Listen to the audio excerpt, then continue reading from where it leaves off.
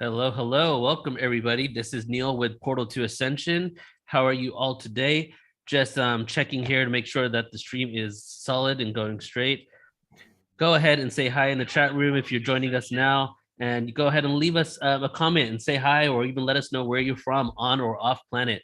And welcome to today's event is Mystical Experiences Going Mainstream. And I'm extremely excited to be introducing this panel because not only am I meeting people for the first time here that I'm probably going to have a long relationship and connection with in the future, but these individuals that are joining us today are also going to be interviewed by me on the Portal to Ascension YouTube within the next year. And the intention for this event is we have all been a part of this project called the Common Sentience series, in which Ariel from Sacred Stories have spearheaded, and we all have our own books coming out that are on various topics. All of them are in the description. Some of them are in the title. You can go ahead and check them out. So we're going to just have a conversation here about, not only our topics and the information that we're bringing out, but definitely about the fact that all these mystical experiences are going mainstream. And it's really in alignment with what we're doing with Portal to Ascension in general, is really touching on topics that we couldn't probably have gone into deeply maybe 10, 20 years ago, especially in regards to the last few conferences we've done, if you have been paying attention on our YouTube.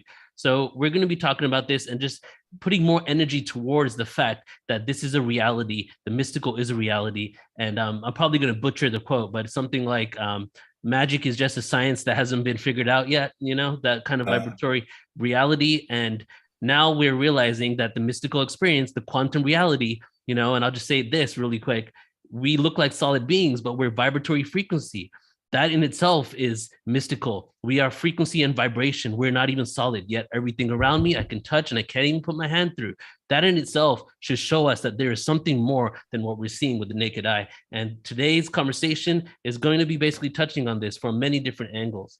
So I'm going to go ahead and turn it over to our host for the panel and the captain of the ship in regards to the Sacred Stories intention and project, Ariel. Welcome, Ariel. Thanks so much, Neil. Yeah, absolutely. It's time for what I say for us to come out of the last closet. It's time for us to come out of the spiritual closet. It's time for us to finally show up as our authentic, innate, the essence of who we really are, and to be confident in sharing our experiences, to be confident in walking in the world with a reverence and an honoring of more than what we maybe can touch, as you say, or feel. So in Sacred Stories, we believe the power of story helps us deepen into the mystery of our souls, and they're important stories to share. So our mystical experiences need to be told. But it's not just our stories, it's also the wisdom. It's important, and we feel it's really important that we're pairing the wisdom of these topics, this spiritual phenomenon, so that people have a foundation, that they know, they kind of understand the framework, and then they can move into experiencing it in a way that feels resonant and they can feel confident in. And that's what the Common Sentience book series does. We have a number of books in production. We have one that launches today by Dr. Stephen Farmer, Animals, about spirit animals, personal tales and encounters with spirit animals. Stephen, hold the book up just real quick while we mention it so you can see it. It launches today on Stephen's birthday. It's available worldwide. We encourage everyone to pick up a copy. And meditation's coming out. Nature is coming out with Ana Maria Vasquez, one of our guests. Guides, about soul guides with Marilyn Alaria is coming out. Ancestors, our sacred lineage with Mendahi Vestita is coming out. We also have a book, Sounds, about what Neil was just talking about, frequencies with Neil coming out. A number of books are in production and a number more are coming out. So this is a movement. This is, I think, one of my soul's callings to do, is to help facilitate, help steward the telling of our stories and the spiritual wisdom with the wisdom teachers to lead the conversation. So we're going to have an incredible conversation today, and I hope that you put some comments in the chat. I'm sure Neil will bring them to our attention. I just want to give you a quick bio on who's here, because we have some incredible people here, and then we're going to jump right in. So the first, we'll start with Stephen Farmer, because it's Stephen's birthday. So everyone can say happy birthday to Stephen, and it is his book launch. So Dr. Stephen Farmer is the author of Animals, Personal Tales of Encounters with Spirit Animals.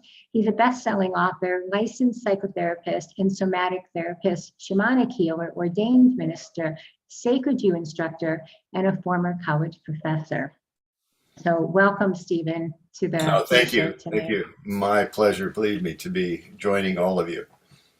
And then we have Ana Maria Vasquez. Ana Maria is the author of the upcoming book, Nature, Divine Experiences with Trees, Plants, Stones, and Landscapes. Ana Maria's book is coming out in April.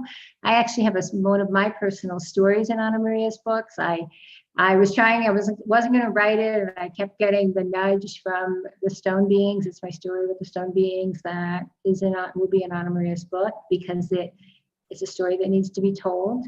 Ana Maria is a well-known multisensory animal and nature intuitive, founder of Intention Training, master teacher, and sacred Jew instructor. So welcome, Ana Maria. Thank you so much. I love this. I love it coming out of the closet. I love it going mainstream. So many of my private sessions start with, you're not going to believe what just happened to me with this tree or with this rock or with this dog. And then they're like, maybe you will believe me. So we need to open the conversation up so that we all know it isn't a one-off experience at all. Absolutely, absolutely. We don't want to have to lead with apologizing any longer, right? We want to just be able to have our authentic, deep, profound conversations. So awesome. And then we have Marilyn Oloria. Marilyn is the author of the upcoming book in the Common Sentience series, Guides, Mystical Connections with Soul Guides and Divine Teachers. Marilyn is a well-known psychic medium, founder of Soul Finder Academy and Membership for Your Soul, a sacred Jew instructor, and host of the popular podcast, Who Can It Be Now? If you haven't heard Who Can It Be Now, you should tune in, because it's tremendous. So welcome, Marilyn. Thank you, Ariel. And I love everything you said. And you know, I'm not a mushy type of person. And as you were talking about the movement and all, like, people, I know Stephen and I know Ana Maria, can't wait to know Mindani and Neil. I'm sorry if I said your name wrong. But I really feel like you are doing something that's so incredible that I'm actually moved to tears about it. And that's not my way of being. We know I'm from Brooklyn and I don't friggin' do that. And, so amazing to feel this. And I got to say, this is the perfect time for it, because people are really ready to recognize their gifts. Everybody is gifted, and to get it out there. So I want to thank you, Ariel, for bringing all of us together. And I want to thank all the other authors, because it's so great to be in a room with all of you. Mm. Yeah, me too. And I know you, Marilyn, and right, you're not moved to tears easily. So that's the energy, right? That's the energy. That's how we know that this is in resonance, and it's joyful. I feel such a great joy on the call, that we're really doing this, right? It's really happening. And then we have Mindahi Bastida. Mindahi is the author of the upcoming book, Ancestors, Divine Remembrances of Lineage, Relations, and Sacred Sites. Mindahi was also on our Sacred Sites conference recently. And Mindahi, your book, you have moved quite a few of our colleagues to share their personal experiences. They've been spiritual teachers for decades, but they never told their stories.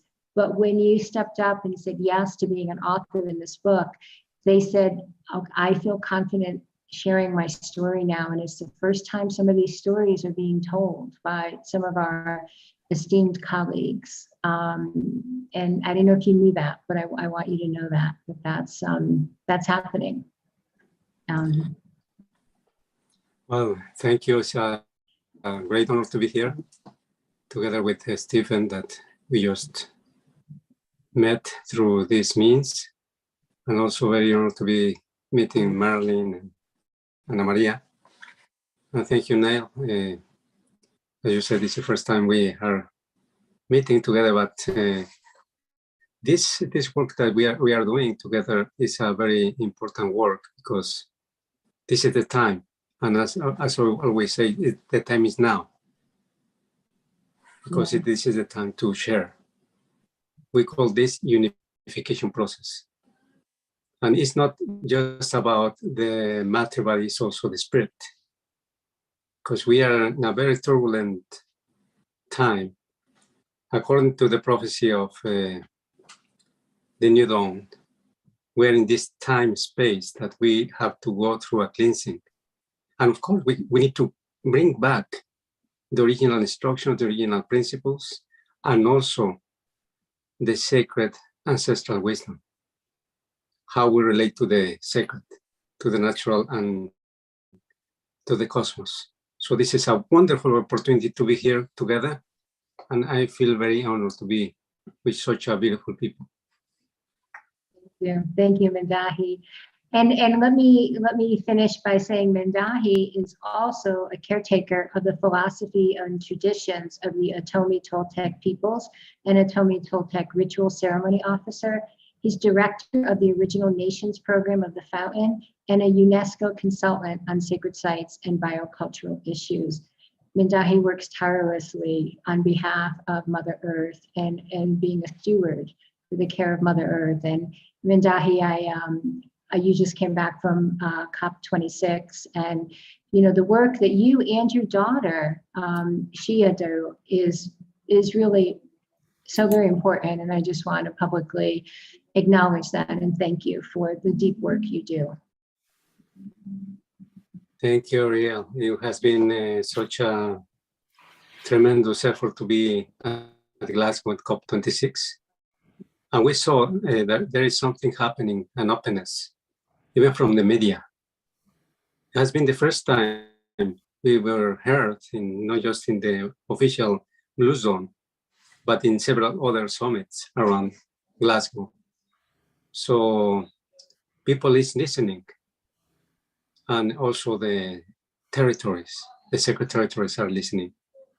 And we are not alone, not anymore. We are reconnecting, we are remembering who we are as human species. Thank you. Yeah, absolutely. Thank you. Yeah, no, it's true. And I think that that's so telling that at a level of the climate conference, at that level, that you are feeling the reconnection, and we're feeling it as spiritual teachers, and the people that we know are feeling it because they want to share their stories. When we launched the Common Sentience book series and we put the call for stories out, we said, tell us your spiritual stories. We received hundreds and hundreds and hundreds of stories. I mean, it was just phenomenal, the stories that we received. And I think that's a testament to what we're all saying, that not only is it time, and this is important, but that we're ready for this. We've prepared for this, right? And I think that with what they say, when you know more, you do more, there's a responsibility. And that's why I'm so thrilled to be in relationship with all of you and to have this conversation in these books, because you've all said yes. You've all said yes, you really are trailblazing this conversation, because we haven't paired on a grand scale wisdom and stories, not like this. So Marilyn, I'd like to ask you, your thoughts on this, as someone who started hearing your guides, who was like a mainstream, broadcast producer, right, from New York, and you started hearing your guides years ago, and your work has been helping people tune in to their own intuitive guidance. What is your thoughts? Do you see, has it been opening up? Are you excited? What would you say to people today? I love that question. Because I feel like a big part of my work is teaching people that you don't need a medium to make that connection for you. You can do it yourself. And I believe that everybody is their own instrument, and you have to learn how this instrument works and how you can communicate with your spirit guides, because that is what 2022 is when we are doing this right now. And there isn't an opportunity for us to get that guidance direct. And it's such an incredible moment. And I feel like, we've talked about veils thinning and things like that. There's a whole time shifting happening. So I really want people to understand that you can learn the tools, the techniques. I'm so excited about the book, because the book is going to help people to anchor into the belief inside themselves. They're going to be like, oh my goodness, that's my story. Oh my goodness, that happened to me. And it helps them to believe in themselves and believe in the qualities, gifts that they have, so that they can just start talking to their guides right now. And whether you hear an answer or not, don't worry about it. stay in the question, because that answer is going to come and you will start understanding how they're answering you. And I hope I answered that question, but I'm super excited by it. And Ana Maria and I have worked together, and Stephen and I have worked together. So this is a dynamic group of people that through these stories, people are going to elevate their consciousness, their awareness, and their own belief in their own gifts. And that excites me. Yeah, you know, sometimes we just have to know that we're not alone. We have to know, we have to be able to see like, wow. And, you know, there's so many people that are in communities maybe that aren't spiritually open, and they only connect through the internet, or they connect through books, and they're seeking validation to what's happening to them, right? And this is providing that opportunity. Ana Maria, how does it feel? You know, your book is on nature and on the connection with the trees and the stone beings and the natural world, you know, the way that you've received your messages for a while. How does this make you feel? And what would you say to people who are tree people? You know, they're tree huggers, but maybe they can communicate with the tree. Maybe they can receive messages from stone beings. You know, what would you say to them is now to encourage them? Yeah, well, the first thing I would say is, you know, I feel like the poster child of if I can do it, anyone can do it, right? Like I've had disagreements, arguments with trees, like, well, you can't be talking to me because that's insane. So, and going through that whole process and even saying, well, what am I going to do with a talking tree? I asked to talk to the animals, and, you know, really I've brought my humanness to this endeavor of reconnecting. And so I would tell people first is you're not making it up, right? Like it's really happening. You're having these amazing encounters, and every time in private sessions and in classes, people start with that, like, am I losing my mind? That was one of my first thoughts too. And there are things you can do to make sure you're not losing your mind. But when it's coming from love, right? You can always use that litmus of love or fear, the message that's coming through. Those messages are from the divine being channeled through the rocks, the trees, your spirit guide, an animal, your ancestors, sound, vibration, whatever it is that you're experiencing.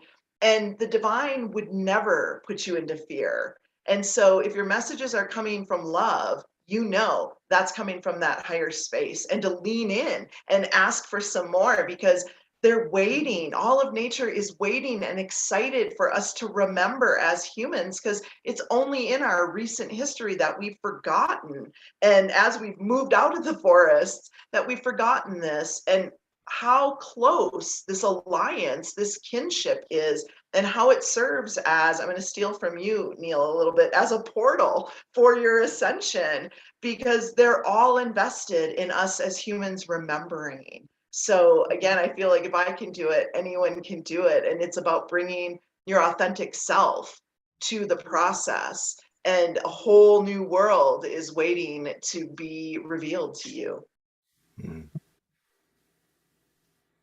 Doesn't that just feel wonderful though? Like when we think about it, when we think of all, you know, Mindahi, you've been in from the way that I perceive your bringing up, you know, so blessed to be born into a lineage, into a family that has had the deep connection with the natural world, that has revered Mother Earth and the connections with the ancestors since you were a child. What does it feel like to you to be in conversation with people who were raised in a very Western way and hear those of us who are saying like, yes, like we get it, we connect, we hear our guides, we listen to the trees. Does that give you hope? Like, what would you say as an Indigenous person raised to revere and honor the earth? Yes, you know, this connection has always existed, always. Because when we see the river, the mountain, the creeks, the caves, the sea, Father Sky, and the celestial bodies, and the heart of Mother Earth, you know, we are the reflection of the sacred elements. We are the reflection of where we are born. And we are born in that place because a reason, So we are the reflection of the territory we are born. And if you move, your duties follows you. It's not just that you go away from one place and you forget who you are. Because the roots, the collective way of being is very important. And that's the reason the community is not anymore from the I or me, what is happening to me, no. It's what is happening to we, all of us around. Mm-hmm. Because when the river is polluted, we are also polluted. When our Father Sky is polluted, we are also polluted. So the good living is to honor our ancestors, is to honor families, is to honor communities. Yeah. And that's the reason we have this deep relationship with all beings. And it's why we say all our relations, because it's not just the material, but it's also the spiritual. And we honor, for example, the planchana, the mermaid, as the mother of the waters, or the feather serpent, even more complex. But also, we have lineages as human beings in relationship with animals, with plants, with mineral world, and some other beings, entities that tell us how to live in peace, in harmony, and most of it in responsibility, in relationship, in this life. And that's the reason we are here, remembering who we are. Thank you. I love when you speak about all our relations, because people use that term so much, and I don't know that they really understand, the roots of that term and what it means.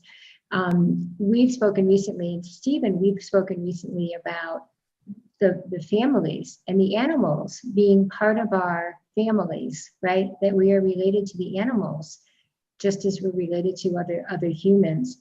Stephen, speak on the topic of spirit animals and the animals being our relations and how we can deepen our connection with animals. Yeah, thank you, Mindahi. I've heard the word remember, mentioned a couple of times, and I like to play with words a little bit in terms of what they mean. And if you think about remember, it means also not just remember, but put back together. And in a way, it's a way of looking at what has been addressed in Mindahi. You said so elegantly, is that that the Lakota term is Mitakuye and it's said before going into the sweat lodge as an acknowledgement of all our relations. That's what it means. And we've largely forgotten that, and yet at the same time, it's a deep memory in our bodies, not just our minds, but in our bodies. I'm sure all of you have had that experience, and all those who are listening to this have had that experience of, wow. Yeah, walking through the park, this just happened last evening, in fact. Just there's moments of an experience of that connectedness that goes beyond the words and the philosophies and the books and everything else of, oh my God, what a friggin' miracle to be alive on this big piece of rock that's floating somewhere out in space, or so we're told. Unless the flat earth people are right, I don't know. I don't think so, but and billions of years, 4.5 billion years it's been estimated since this fiery ball started existing, and what it took to evolve over those billions of years to become this being here, or that one there, or that one there. Look at what it took, and the diversity on this planet. It's just amazing. And I was thinking as you guys were talking, and thank you for each and every one of you for what you've commented on, is we are animals. Basically, we're in monkey bodies, but expressing with what you could call, by different terms, consciousness or self-reflective consciousness. But then if you think about it, consciousness is what's created everything. It's not the other way around. Consciousness has created and materialized. It's another way to say it. All of the material world. And when we connect in what we deem our consciousness with the consciousness of other beings, we have those moments of wow or aha. And we're learning and teaching, all of us, many that aren't even included here, how to reawaken that way of receiving communication and being involved in communication with the natural world. I was thinking animals are related to everything that each of you has spoken of. The animals are our ancestors. Come on. We go back long enough, they're our ancestors. They were here first before humans were.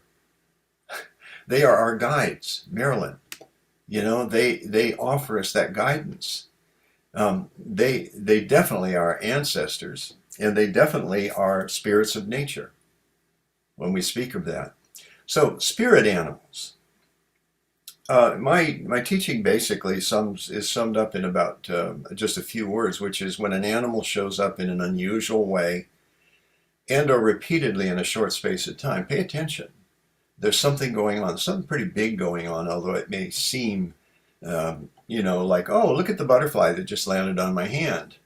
In one sense, that's enough right there. A child comes up to you and says, look, mommy, the butterfly. But whoa, would you call that unusual? It happens. I had one when I was in Peru land on my nose and sit there for a while. You think that's unusual? So anyway, then the next step is, okay, well, what's the communication that's going on? This great spirit, the great mystery, is sending that particular being to you to help you along your life path. It's that simple. And they aren't the only ones. Animals aren't the only ones, certainly, but they predominate. They're all around us all the time. Talking about Ana Maria, like walking in nature. What are you going to see when you walk through the woods? Or what are you going to hear? And then when you pay attention to that and you inquire, the simple thing would be just, what's the message? And then pay attention. What happens after you ask that question? Kind of oversimplified, but it really is simple. And pay attention. And then, as all of you teachers, all of us teachers can say is, trust what you get. Might not even make complete sense, right, you guys? It might not even make complete sense. The ancestors. You call in the ancestors and you get a communication. You go out to that tree and there's the physical tree, and then I call the representatives of tree spirit, the animal that comes to you, coyote. Short story, very short story that I think, it's included in the book. Let me show you the book again. The first one out, in the series, I might add, so note that. But this was a while back. I was walking my dog when I only had one dog at a time. Up to about a year and a half ago, we also adopted another one, or he adopted us. That little bark you heard earlier, that's him, Scout. Anyway, I was walking along, and then a coyote I saw in the darkness, in the shadows. And coyotes are around here. There's some ravines, etc., nearby, and so it's not unusual to hear them at night, etc. But wow, this one, it wasn't stalking me or anything, but I went, wow, that's interesting. Okay, Mr. Spirit Animal Guy, what's the message here? And so what I did is just what I suggested is tune in, close your eyes, take a deep breath, pause for a moment, connect to your body especially, because a lot of us have kind of dissociated from our physical being. And so bring it back into the body, your attention, your awareness. And what I got, I hear things a lot in my inner voice. That's one of the primary ways the communications come through. They visual also, and even sensory. They come in through the senses. That's why I think it's important to be in the body as well, because you can get all three things and even four things going, cognitive. And I heard deception. And then I went on to elaborate, it being coyote spirit, represented by this one coyote I was seeing. There's deception in your life.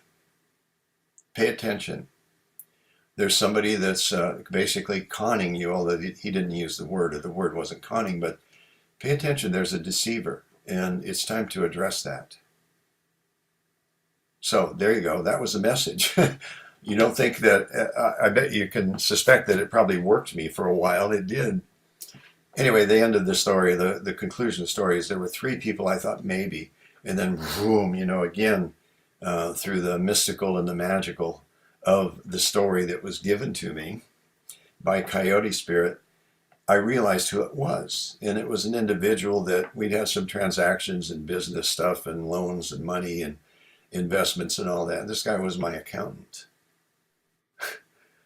And it took a while for me to really gather the wherewithal to go ahead and handle this, and I did. And it turned out that was the guy. So I thank Coyote Spirit for, getting my attention in that way. When we experience something like that, then it becomes a story, and as the story unfolds, we can relate it. Like most of you are nodding your head like, oh yeah, you get that. Of course you do. How there's communication from both the visible beings, animals, nature spirits, etc., and the ordinarily non-visible beings that we might see with our 6th sense. So I think it's incredibly important, plus honoring those animals by a principle Robin Wall Kimmerer uses a lot in her great book, Braiding Sweetgrass, is about reciprocity.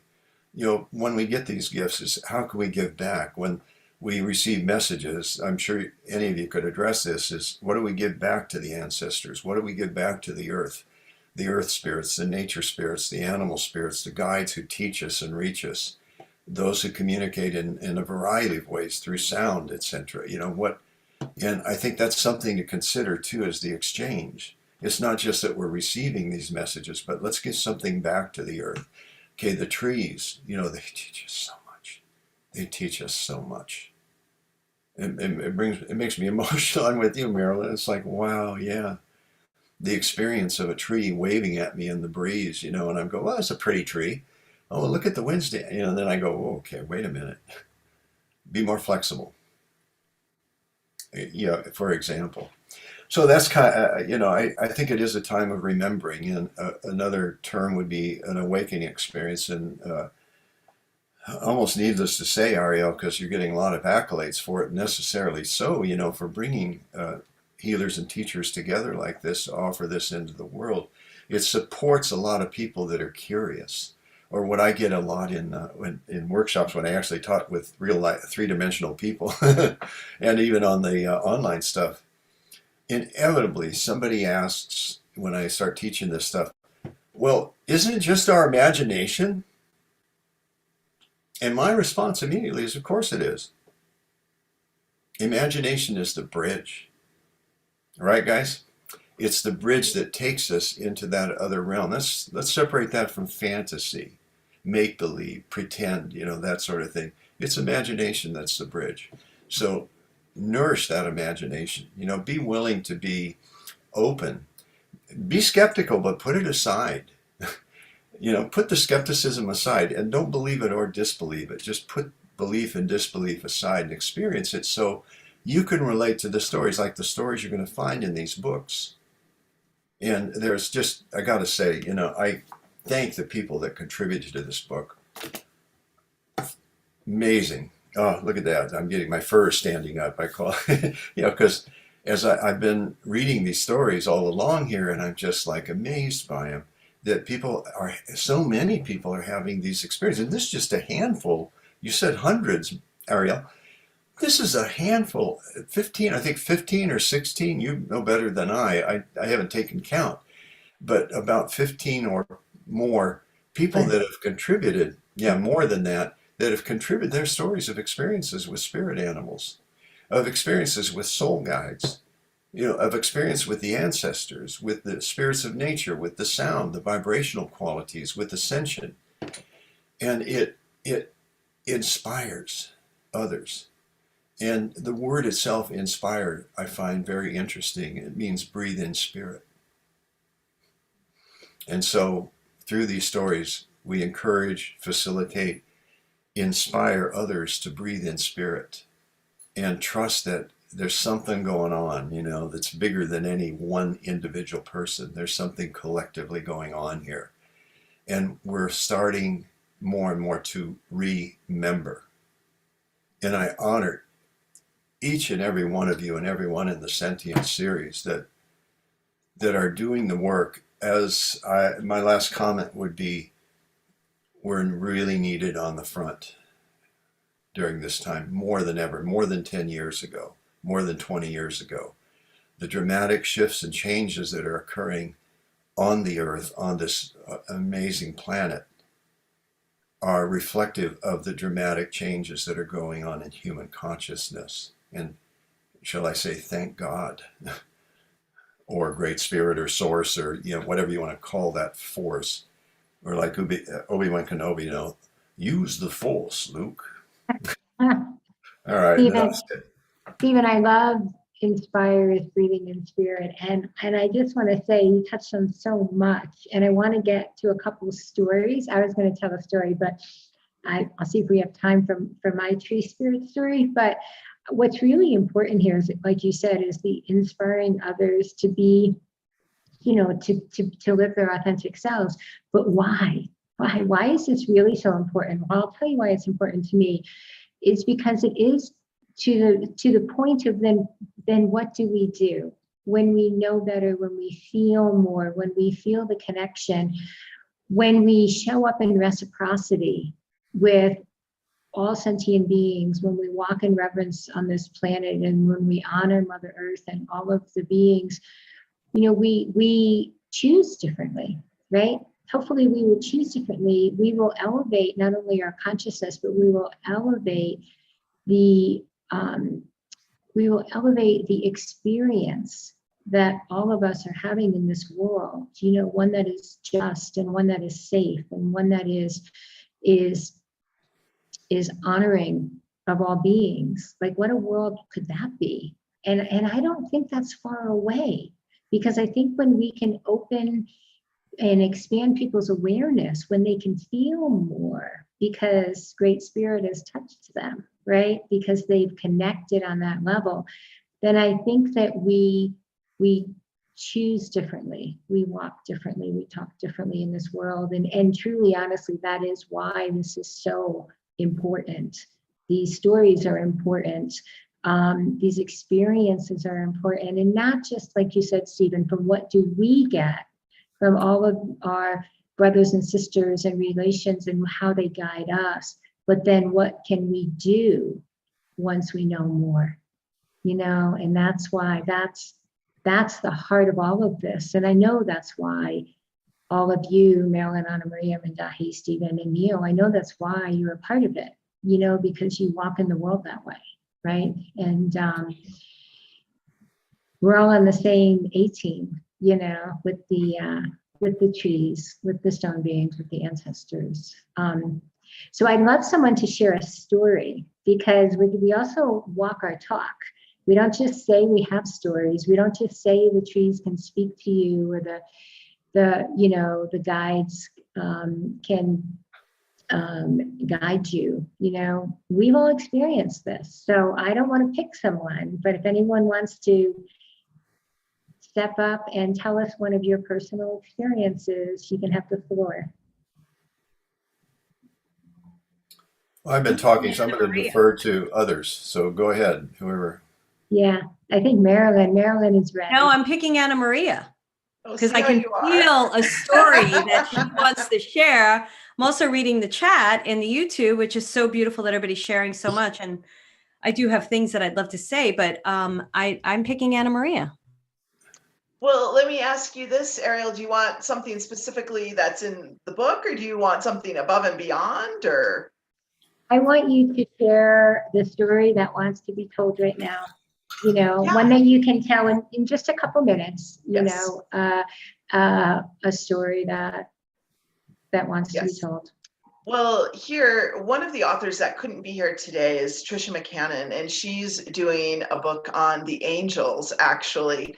And one of my early experiences was with angels, right? Like, they were my gateway drug to all the other dimensions. And so I was fairly young, probably about 13 years old. And I was in church, actually, right? Like, what a great place to see angels. And we were singing and praying, and I looked up and saw physically saw in the physical space 2 huge angels, probably 8 feet tall, up at the front of the church, like sentinels standing on each side of the altar. And I'm like amazed, right? And I'm like looking around like, surely somebody else is seeing this. And I mean, people were having their own experiences, but nobody was looking at the angels. And as I looked around, I saw there was a third angel that was even bigger than the first 2. And it was, I don't know, 20 feet, but it was like over the top of the congregation with its wings. And it was like this feeling of being held. And I really got at this deep knowingness, even at such a young age, that this was something that we invited, right? Through our prayer, through our worship, through our faith, right? In that space, it's a particular religion and all of that, but I really got on the bigger level that we had invited that high vibrational energy into the space and that it's always there. And that began to set off a series of experiences for me where I would just spontaneously see angels in different places and different spaces. And that was the early setting for me to know that there's more going on than meets the eye. And just because you don't see it doesn't mean that it's not happening. And what I feel like is all of the stories, you know, from the featured authors, from the contributing authors, they all are pointing to the same thing. There's more going on. And when you lean in and have a willingness to experience that, magic is waiting to be revealed to you. And oftentimes through these stories, it changes the way you look at life after that point, because nobody can take that experience away from you. So I'm grateful to the angels for the way that they revealed themselves to me and the way that I was taught to be able to link into the energy intentionally so that we can have these on-demand experiences as we need, right? Like we don't need to travel in pilgrimage to a guru. The guru's in here, right? And we can drop into that heart space and have phenomenally exceptional experiences. And it's not a one-off. This needs to become more common, and we need to not have these conversations in hushed tones, but rather share our stories because they empower all of us and they create the opening for new possibilities for the collective as well as the individual. So glad you brought the angels into the conversation. Thank you, Ana Maria. Thank you. I was remiss in not mentioning Trisha's upcoming book and the angels. Absolutely. Sister Jenna's upcoming book on meditation. William Henry's upcoming book on ascension. Oscar Miro Quesada's upcoming book on shamanism. And we're just getting started. But bringing the angels, I mean, they've been with us, right? But for acknowledging them. Thank you. So Marilyn. Yeah, please. I'd like to share a quick one. Is that okay?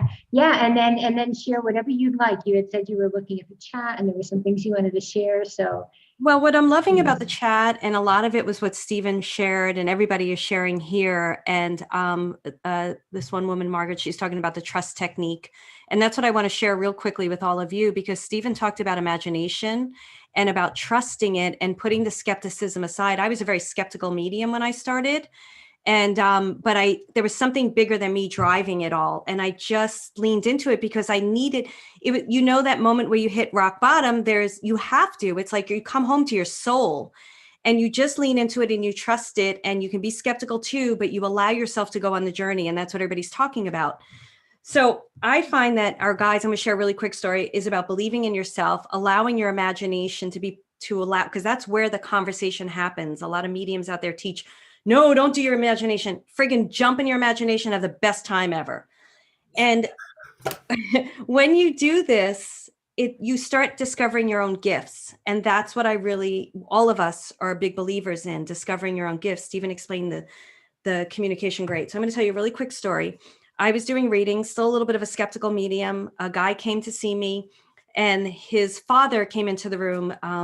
His father's name's Mike. I can't remember his name. It was Joe. His father, Joe, came in the room and I said, your father, Joe, is here, but he's telling me he's not your real father. Your real father's name is Lewis and he lives where you grew up. And the person I was reading, his name is Corey. He said, I don't know what you're talking about. I think you're insane. You know, he didn't say that. And I said, well, I'm just letting you know, Joe told me Louis is your real father and he lives where you grew up. So Corey did trust me enough, and he went home and his mother would not tell him anything about it. And he really had this question inside of him, who was his real father? So he went to his aunt and he said, do you know if there was a Louis around when I was born? And his aunt said, yes, I was married to a Louis during the first year of your birth. So he went and had a DNA test with his cousin and found out that they are brother and sister. And then Louis is in fact his father, was alive and lived where he was growing up, where he grew up. Cool. And my point of this story is that if I thought I was crazy, he left me a message that I saved to this day. He said, one day I didn't know really who my father was. I thought it was Joe. Because of your gifts, and we all have them, the next day I found out who my real father is. You gave me my father. And I share this with all of you, not because we're all special, we're all gifted. And if I didn't trust my imagination and the wackiness that was going on around here, I would have never been able to deliver what I feel I've been here to do, to help people to believe in themselves, believe in their stories, believe in their journeys, and believe that they are gifted and they are instruments in this world as well. So I'm going to button it up there, but I feel really blessed to share that with everyone. And something else Stephen said that I really want to say is you receive, but you also give back. When you work with your spirit guides, it's a co-creation. They're not asking you. What you're doing to them is you're listening to them. And by listening to them, you're helping them do their work on the other side as well. And it's a co-creation of sorts. It's not just bowing down to your guides, bowing down to your angels. They want to be in partnership with us, just like the trees and the animals and the ancestors want to be in partnership. At least that's my belief. So I'll leave it at that. Can I just make one quick comment about that? Yeah. Marilyn, I love that because the word that I use quite frequently is collaboration. That it implies the relationship with all. Yeah. That we really are conscious beings collaborating with other conscious beings. I just wanted to add that as another piece. Thank you for this. And the last piece, thank you for saying that, and everybody shared it, was this is when we start partnering up with the universe too, and we start seeing all the signs and the symbols, and then we know what choices to make, and which is everybody was sharing. So thank you, Stephen. Thank you. So I'm gonna do a segue, and then I'm gonna go to Mindahi because I want a little more conversation around the ancestors, because I feel that might be a conversation that is not as easily understood. Ancestors beyond mother, father, grandmother, grandfather. However, before that, my segue, I'm going to say a little bit of a story to build on what Marilyn said. When 10 years ago, when I was kind of hitting what I thought was rock bottom, life event that leaves you on, picks you up, shakes you around, dumps you on the floor, and you're sitting there saying, I don't know what the hell just happened and what's happening in my life. And I was reaching out, right? I was reaching out to angels. I was reaching out to the universe to say, help me. I don't know what to do. I need help. And the animals came and the angels came. But what happened, I was connected with a woman through an interfaith church that said that, the angel spoke through her. So being an angel lover, I went to her to have a reading because I was looking for any guidance at all. And as I was sitting there, she knew nothing about me. She said, there's a being, there's a presence here, and it's not an angel, but it's a very loving presence. And he wants to tell you, chin up and shoulders back. And I was like, it's my dad, because my dad had passed just recently. And I'm a former U.S. Marine Corps Sergeant, and my father was so proud of me that I was in the Marines. And whenever I'd start to get down, he'd always say, chin up and shoulders back. And I was like, Great. I could get emotional now talking about it. But the reason that was so meaningful to me, besides that there was nobody but my father who would say that, she certainly wouldn't even know anything about that. But it was that support, it was that love, it was that nudge from him that I was going to be okay. You know what I mean? That it was going to be okay. And just keep believing in myself. And so that came down through a presence that was my father. So in that way, to not get emotional as the host of this. But I think what's important is that when we receive this guidance and when we do tune in, that it is through love, as Ana Maria said, and that it does help us or direct us or guide us to maybe the next steps and how we can give back or where to do next in our lives as part of this larger, part of a larger community on this earth, you know? So it's cool and it's fun and it's exciting and it's also profound and beautiful and full of love, and we're a part of it. So so thank you for letting me share my little story. And Mindahi, I just want to go back to you, because just for a, if you want to tell an ancestor story, please do, but a little more around your book, upcoming book is on divine lineages and remembrances and sacred sites. And why do sacred sites in an ancestor book? Like, share a little more of the wisdom around the ancestors. Yes, you know, when we are told how the soil is also our ancestors, because it's is what is the remaining of our lineages, and also how it flourished again. So for us, some mountains, specific places, sacred sites, which they are more enlightened with this special energy. For example, some volcanoes or special caves. We are related to those because in our cosmologies, in our myths, is where we come from. And for example, when we think about the moon, and we call the Great Spirit Makik Mu, the moon is the, others call this piece of land as the origins when we were set up here in this wonderful Mother Earth. Others call this Lemuria, the moon continent. And when we share this, people even from other places around the world, from Japan, from Africa, they also have those sayings, those teachings, because we refer to those ancestral places as our ancestors as well. So when we talk about a specific volcano, for example, the Xenotecatl or the Iztaccíhuatl, or even the places like Uluru or the Kilimanjaro or the Fuji volcano, they have this deep relationship in ancestral history, and they are interconnected. And they are interconnected because there dwells these spirits, and they are related to the fire and the water. They are related to the wind. They are related to the earth. So those are beings that are with us. We just forgot, and we need to respect them. We need to give them back, offering some payments.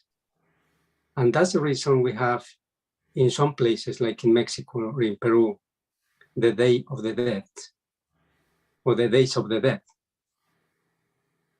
And that's the reason we honor not just the human aspect of it, because we have this beautiful relationship with the butterflies, and they represent the ancestors as well, the souls. So we remember, so we have to protect the forest. We have to protect the mountain. We got to protect the caves, the sacred sites. Because just in an analogy that all, of course, our bodies are sacred, but there are specific places that are even more important than others, like the heart, like the belly. If you take the heart out, you cannot live. Of course, you can take off one of the parts of your body and you can still live, but not completely. That's the reason we are here, to take care and give care about life. And this is what our ancestors are telling us. I still dream with my grandpa, with my grandmother, but also with the spirit of the mountain. It's telling us how to behave during this time. And it's telling us how these continents are bodies as well, and how they are suffering. And they are telling us that we need to raise awareness, bring up consciousness, collective consciousness, because we're all in this traveling. And this Mother Earth is a vehicle that is taking us in the universe, but it's taking us also in the dream world, telling us that we are here because we are the summary of the future and the past.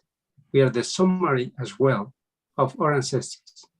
So we need to respect and give thanks to all the lineages related to the animal world, to the mineral, to the plants worlds, but also to the most powerful ones, like the entities or those beings that are related to us. And there are some lineages that we need to recover. And we need to respect, we need to reawaken those sacred sites, because they are in relationship, in sacred relationship with us. And there are some people who are more related to the bear, others are more related to the eagle, others are related to the spider, because those are the teachers for us as human beings, how to live in peace and in harmony and in relationship, in sacred relationship among us. So this is the ancestry that we are recalling. And every one of us, we have that. We just need to work, to focus, and really do more than research, just to connect in a sacred way, through the dreams, through the, when we have some chances to stop dialogue and just connect with mystery. It's when you receive those messages. Mm. And it's beautiful. It's so beautiful. Well said. Yeah, thank you, Menahi. Yeah, I could talk to all of you all night long. Unfortunately, we have to wrap it up. But this will be the first of many conversations. We have a lot more shows coming, a lot more conversations to have, because we're starting a movement, right? We're starting a movement. This is the beginning. So I'd just like to, Ana Maria and Marilyn and Stephen, I'd like to give you each a moment to, final words, the word of encouragement to people to tune in or share their stories or anything you'd like to say, and then we'll turn it back over to Neil to kind of wrap it up for us. But Ana Maria, if I can go to you first, what would you like to share and to say to everyone? Well, I feel like it unfolded right during, this conversation. We're all saying very much the same things, but what is the place that lights you up, right? Is it the animals? Is it nature? Is it the ancestors? Is it your spirit guides? What is your portal into these divine spaces, into the mystical? And lean into that. Those places that you feel light, those places that you feel more than yourself. Find those and spend more time in those places and really slow down. All of these sacred messengers are reminding us that we ask so many questions, but we rarely slow down to hear the answer. And so here's your invitation to slow down, pick whichever path, pick whichever way, pick whichever window or door that's going to get you there, but slow down and really be in the listening, because the mystical is just that one moment away from revealing itself. But if we're running off to the next thing, we're going to miss it. And we're going to feel like, well, why is everybody else getting guidance and I'm not getting guidance? So I invite everyone to lean into this in whatever way it is that lights you up, because that is your heart connection to the divine and to these profound experiences. Thank you. Yeah, really, really important. Really well said. Marilyn, what would you like to say? Well, I'm going to just go along Ana Maria's, and I'm going to, while you're picking that doorway, I would like to invite you to ask questions. And the kind of questions I'd like you to consider asking are not necessarily yes or no questions, but more like, what do I need to know in order to move closer, live closer to my soul? What do I need to know to open up the door to speak to my spirit guides? What do I need to know about my reason for being here, or to enjoy my gifts? You know, you could use what, or how can I move closer to you? So I'd like you to invite you to ask those questions and then just lean into it, lean into the listening, and don't worry about getting an answer right away. Don't be like, I'm not getting it. I'm not hearing them. I don't know what the signs mean. I don't know what the symbols mean. Just like Ana Maria said, pause, slow down, pay attention. And then say you see that butterfly that lands on your nose. I danced with a butterfly once. Instead of running to Google, which I think is great, it's okay. I want to invite you to say, well, what does a butterfly mean to me? Yeah. What is my memory of a butterfly? What do I feel when I see butterfly? Where does it light up inside of me? And allow this instrument to, your life experience is a symbolic language of the soul. Symbolic language is what I teach. Allow it to speak to you and answer your question. And then the last thing I'm going to say is put a ... after it, because there's always another question. And then there's always more answers. And then that's the evolution. And I've seen the chat in Neil's group, and you're you're all already there. You're conscious. You're already doing this work. You're amazing. So that's my tip and technique to all of you on the heels of Ana Maria's. Now I turn it to you, Stephen. Thanks, Marilyn. What about Mindahi? Do you want to say anything more, Mindahi? Just go ahead, Stephen. Thank you. Great. A couple of things crossed my mind. One is the Native American philosophy that we're relating to the earth so that the next 7 generations, can enjoy the earth as well. Something to think about. The other is, and there's 2 other things really quick. One is keep your sense of humor too. We can get so serious about this stuff and get so locked into that. It is easy. I'm a Capricorn, so it's part of the sign, I think, is be a workaholic and be serious. Life is really serious. It is, but it isn't. That paradox. It is, but it isn't. The lastly, but I want to put a pitch in for creative expression. That has been, a lot of prompting I've got is about creative expression. Dance, sing, sculpt, write poetry. I've done challenges with a couple of my clients where I say, okay, you got 10 minutes, write a poem. And it's amazing because you can't think you can't overthink it. So I'll put that out to everybody too. Put the timer on and write a poem in 10 minutes. Don't think about it beforehand. Yeah, right. Don't think about it beforehand. But anyway, just the creative expression is so, I am reminded every day. I call them downloads, every day, journey or meditation or something. But again and again, they tell me, play music, play music, didgeridoo, flute, guitar, sing. It balances things out. So for all of us who are in the positions we're in, boy, I think it's vital. I could say more, but that's enough. That's my pitch is creative expression. Take care of ourselves. It's really important to do that. Okay, that's it. Stephen, hold your book up one more time, please. Yeah. Oh, proudly. That's one of the 7 deadly sins, right? Proudly. Well, I'm proud. I claim it, and it's not a sin. And you guys are going to see yours down along the line too.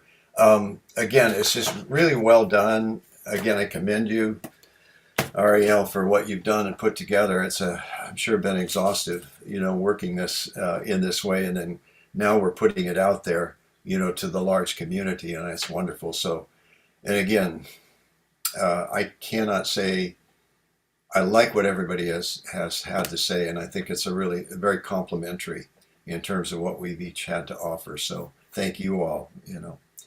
And Neil, thank you. You've been the silent the guard here. Thank you for steering this in this way, and look forward to your book as well. Thank you, brother. Yeah, thank you, Neil, for inviting us into your community. My pleasure. Neil, before you take us out, I just want to, Mindahi, would you like to say anything further? Any last words for the Yes. group? Thank you. Thank you so much. We have been receiving these beautiful messages from our grandfathers and grandmothers. Is that to take care about family. And family is not just human beings. Family is where you are around the mountains. Yes. The sea, the lagoons, the lakes, the creeks. All what we are surrounded are is family. And yes, for the good living. And the good living is just to have access to clean water, clean soil, clean air, cleaner energies. And around that is to have clean ideas. Clean ideas is very important. So we really work on that. And our grandfathers are telling us, grandmothers are telling us to walk, to sacrifice, through pilgrimages, and to offer, to carry out payments, because they give us so much, because they are related to the sacred elements. How do we pay back? How do we live in reverence, in respect, in responsibility? So that's how we have this unification process. Very important for us to live in harmony and also in responsibility. So this is very beautiful, because the opportunity that is bringing us these times is a huge opportunity for all beings, especially for human beings, to reconnect to ourselves, to reconnect with mystery. Thank you so much. Thank you. Thank you. Wow, this is incredible. Neil, I'm gonna turn it over to you to bring us home. Wrap it up, close it out, all of it. I will, yes. All right, beautiful. Thank you so much, everybody. And I want to kind of bring it together because there was a few things that I heard that I want to definitely just touch on really quick as we're closing out here. And one thing was collaboration. And part of our mission statement on Portal to Ascension, have multiple mission statements actually, but the main one says collaboration over competition. And the reason for this is that with unity and inclusion, we have much more of a solid harmonic vibration than exclusion. There are those that want to hold information for themselves.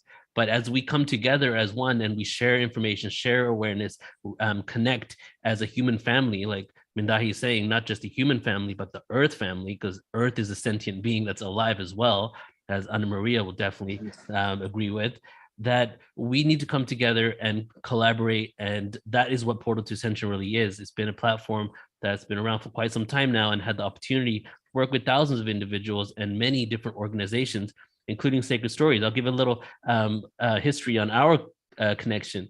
Trisha McCannon introduced us like 4 years ago, and we just didn't know how we would work together, but we kept talking. And it took like 2 years, I think, of like conversations before it ended up actually figuring out what would happen. But it was like, and that's happened with me and a lot of people, is that we start having conversations and even though I don't see anything right now that we can actually implement, we continue having the conversations until we get to a point where we know what we can do with each other, because it's really about just coming together and doing this for the same reasons, the same intention, to uplift the planet and uplift humanity so that we can all live a fully empowered, authentic life. That's pretty much the bottom line. And within that comes lots of different topics, lots of different awareness. As you can see here, we're all doing books on different topics. And then the other component was the remembrance. That's my word right there. I love remembrance because, to me, it's been scientifically proven to me that past lives exist. Just look at some of the mainstream documentaries that are out now about past lives. It's just mind blowing. Or you can call them simultaneous lives, because time in the linear aspect is a construct of this reality. But the fact is that we have had multiple lives, but do you remember all these lives consciously? No. Well, some of us maybe say that we do. But so there's so much out there that we haven't remembered. So not only are we remembering our connection to ourselves, who we truly are, but we're also remembering the diversity and the depth of our experience. We've incarnated so many places. I feel like Earth is not, as some people say, contest to being a prison planet or place of suffering. I think Earth is really a gift to us to have this experience, to not fully remember, but still find the light in the place where we have the cards stacked up against us. It's for us to really get into this awareness and to be spreading this truth and finding out truth and inner truth when we don't even fully remember the depths of all of our experiences in this multiverse is something that is so beautiful. And that's why remembrance, is so important to me and is really a cornerstone of what we do with Portal to Ascension, whether it's ancient history, whether it's, space beings, celestial, cosmos stuff. And then lastly, then we talk about my book, everybody. And a lot of you may have seen I went 3 days in a row, 3 hours a day on YouTube on sound frequency, and I put all that information out there. And it was to promote the fact that I'm going to be in this book and have people sign up. And I think some of you watching right now probably are featured in this book. And I'm extremely excited for this because it was my goal by the time I turned 40 to write a book. And I'm 39. And actually, because of we postponed, I think some things got delayed. So now it's actually going to happen like a month before I turn 40. So it's like the universe actually manifested it. So it was really my goal for like a decade, seriously, to start writing some of this content out. And what's the best way to really come out with one of my first books is sound and vibration, because with sound, I love talking about sound and frequency because everything comes from it, whether we're talking about animals, nature, earth, everything, because what is sound and vibration? It is everything. In the beginning was the Word, and the Word was God, and the Word was with God, the first universal paradox. The vibration existed before everything.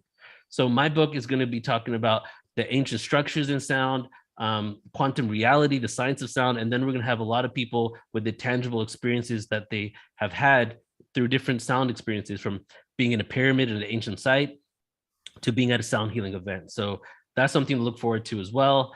And I'm also going to be interviewing all these beautiful people here on the Portal to Ascension YouTube individually, so you'll get to go deeper. This is kind of an introduction to it all, and then we're going to go much deeper in the conversations that we're going to have on YouTube. So go ahead and subscribe if you want to tune in for that and all the other epic productions we have. And then also we have a podcast on iTunes, Amazon, and Spotify, the Portal to Ascension podcast. You can check it out there as well. We're going to upload all the stuff there. You can listen to it in your car. And there's a lot of amazing things in store, everybody. So with that, I feel like I'm going to close out with a poem here, and we'll just wrap it up with this poem. And I heard we talked about a lot of topics here, but one thing was definitely something that was consistent was the earth experience, So, and when we talk about, animals, and we talk about taking care of our planet and our planet being a sentient being, and then also Ana Maria with her nature book. So this poem is actually called Mother Earth, and it's an homage to the planet and to the feminine energy and of creation. So before you say it, Yeah. what people Yeah, might go not for it. know, I don't think the other guests on the panel know, Neil is a spoken word artist, and Neil has written hundreds of poems in spoken word songs. So this is one of the original, right? We'll go out with the original. So we'll just we'll just thank everybody now, but we'll let you take us out with one of your original spoken word. Yes. Okay. Yeah. So any final words for the stream today, Ariel?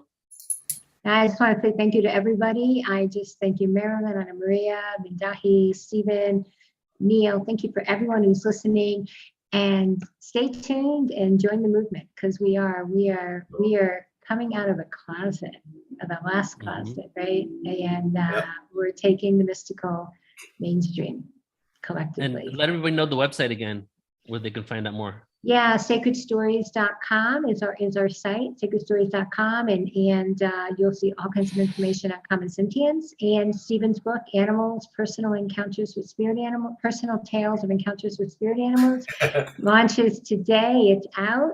The rest are coming, in the next few months. So stay tuned and stay with us for sure, and start telling your stories. All right, Neil, take us out, Neil. Beautiful. Thank you so much, Ariel.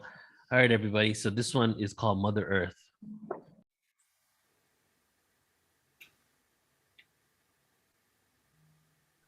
This right here goes out to one of the manifestations of Source. The north sky reflects light on my porch. The entire planet is my church. Even when she is scorched, Mother Nature will nourish and replenish the soil so that mankind can reap the spoils, abundance, creation, and destruction. The Kali Ma personification manifesting on this plane in the form of all life, married to Father Sky. Our minds remain fertile, earth on the back of a turtle, the Nephilim reversal, and generations of persecution. Nemesis brings retribution, and Ishtar's contribution are the flowers that bloom, the life that we once knew. She is the one who provides unconditional love to you. As we move over her surface, I dedicate these verses. She is always of service. Time to give back. Time to bring it back. The wounded feminine is where we've been at, but also the wounded man. The divine aspect ran away from our place a millennia ago. Patriarchy and damaged egos took over this world. Now is the moment to bring back the days of old. The divine feminine has been on hold, but never truly left. This energy, it transcends gender as we bark on the quest to remember our nest. Before we were born, she blessed you and me. You and me. But who are we? We are an illustration of beauty and art displayed in the cosmos for all of those who pass us to see and admire. She is the fire, the water, the wind, and the birds. All other creatures have heard her voice, her voice, her voice sings lands into existence, providing assistance and gravitational resistance so we can continue to thrive. When we die, before our souls return to the sky, we join her and we become her again. She's the truest of friends, with us until the end and until our rebirth. She is Mother Earth. She is Mother Earth.